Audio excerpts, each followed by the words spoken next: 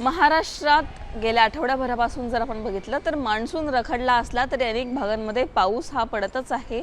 हवामान विभागाने काही भागांना ऑरेंज अलर्ट जारी केलेला आहे। काही भागांमध्ये सोसाट्याच्या वाऱ्यासह पाऊस पडू शकतो असा सुद्धा अंदाज वर्तवण्यात आलेला आहे। त्याच्यामुळे पुढचे 5 ते 6 दिवस कशा प्रकारचं हवामान महाराष्ट्रामध्ये असणार आहे, पेरणीसाठी योग्य वेळ काय असू शकते, मान्सून जो रखडलेला आहे तो पुन्हा कधी सक्रिय होऊ शकतो, या सगळ्या प्रश्नांची उत्तरे जाणून घेण्याचा प्रयत्न करणार आहोत आजच्या वेदर रिपोर्टमध्ये।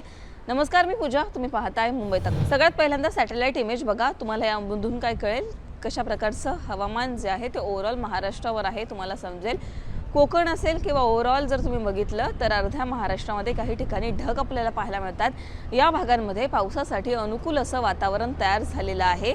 विदर्भ, मराठवाडा त्याचबरोबर कोकणाच्या पट्ट्यामध्ये सुद्धा अनेक भागांमध्ये जर आपण बघितलं तर पावसाचा इशारा देण्यात आलेला आहे। आता आपण पाहणार आहोत की हवामान विभागाने काय ट्विट केलेलं आहे।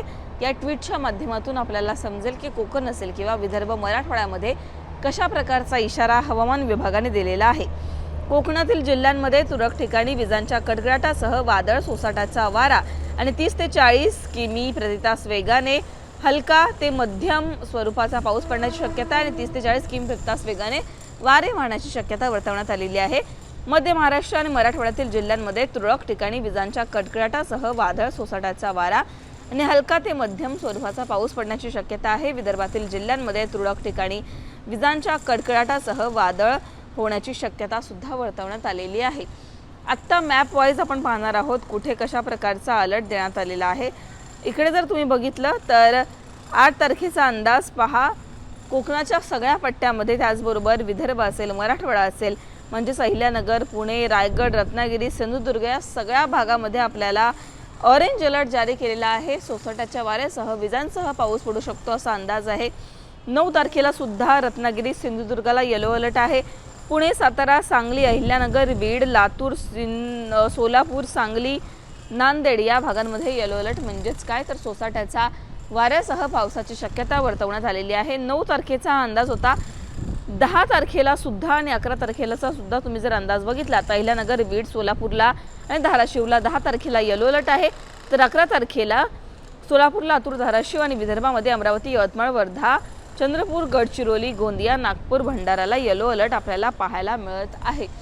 आता जर तुम्ही बघितलं तर 10 तारखेनंतर पुन्हा एकदा बंगालच्या उपसागरामध्ये एक सिच्युएशन तयार होऊ शकते। कमी दाबाचं क्षेत्र सक्रिय होऊ शकतं आणि त्याचाच परिणाम म्हणून महाराष्ट्रामध्ये 12, 13, 14 तारखेला अतिशय वेगाने पावसाची शक्यता वर्तवण्यात आलेली आहे। जोरदार अतिमुसळधार असा पाऊस 12 तारखेनंतर महाराष्ट्रात पडू शकतो आणि हा पाऊस पेरणी योग्य पाऊस असेल असा सुद्धा अंदाज हवामान विभागाने वर्तवलेला आहे। आताची सिच्युएशन काय आहे तर तुम्ही जर बघितलं तर पुढचे 3 ते 4 दिवस विदर्भ, मराठवाडा किंवा कोकणातील काही जिल्ह्यांना येलो अलर्ट हवामान विभागाने जारी केलेला आहे। त्यानुसार या भागांमध्ये पाऊस पडणारच आहे।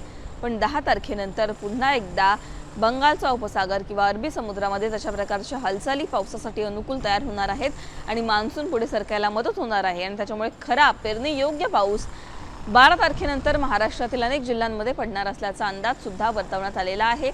हवामान विभागाने जे काही अलर्ट दिलेले होते तुमच्यापर्यंत, तुमच्या सगळ्यांपर्यंत पोहोचवण्याचा आम्ही प्रयत्न केला।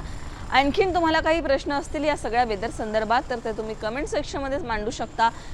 आत्ता सध्या मुंबईमध्ये ऊन पाहायला मिळत आहे किंवा जर तुम्ही बघितलं तर काल रात्री मुंबईमध्ये पाऊस पडला, आजूबाजूच्या परिसरामध्ये पाऊस पडला। पण तुमच्या भागामध्ये कशा प्रकारचा पाऊस आहे, तुम्ही कुठून हा व्हिडिओ बघत आहात आणि तिथे कशा प्रकारची सिच्युएशन आहे हे सुद्धा कमेंटमध्ये सांगायला विसरू नका। मुंबई तकला जर तुम्ही सबस्क्राईब केलं नसेल तर सबस्क्राईब करायला विसरू नका।